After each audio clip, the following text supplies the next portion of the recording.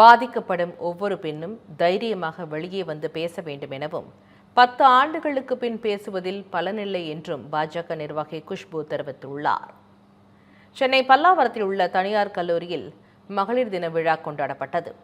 இதில் இஸ்ரோ திட்ட இயக்குநர் நிகார் ஷாஜி, பாஜக நிர்வாகி குஷ்பு, மூத்த IPS அதிகாரி ராஜேஸ்வரி மற்றும் உலக கேரம் சாம்பியன்ஷிப் போட்டியில் 3 தங்க பதக்கங்களை வென்ற காசிமா ஆகியோர் சிறப்பு விருந்தினர்களாக பங்கேற்றனர்.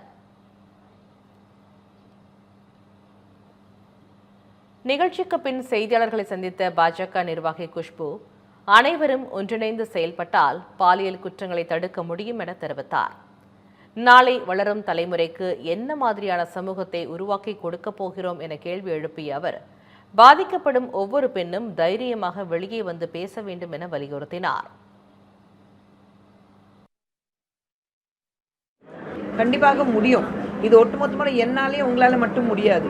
நம்ம எல்லாமே ஒரு சொசைட்டி நம்மளால தான் ஃபார்ம் பண்ணுறோம். நம்ம தானே ஒரு சமுதாயத்தை உருவாக்குறோம். ஸோ அந்த சமுதாயத்தில் நம்மளுடைய நோக்கம் என்ன இருக்குது, என்ன மாதிரி ஒரு சமுதாயத்தை நாளைக்கு நம்ம வளர பசங்களுக்கு கொடுக்க போகிறோம், அதுதான் நோக்கி நம்ம எல்லாரும் அதில் பார்ட் பண்ணோன்னா தவிர ஒரு ஆட்சி, ஒரு அமைச்சர், இல்லை முதலமைச்சர், இல்லை பிரதமர், இல்லை குறிப்பிட்ட நீங்கள், நான், மகளிர் ஆணையம் அப்படியெல்லாம் நீங்கள் பிரித்து பார்க்கவே கூடாது.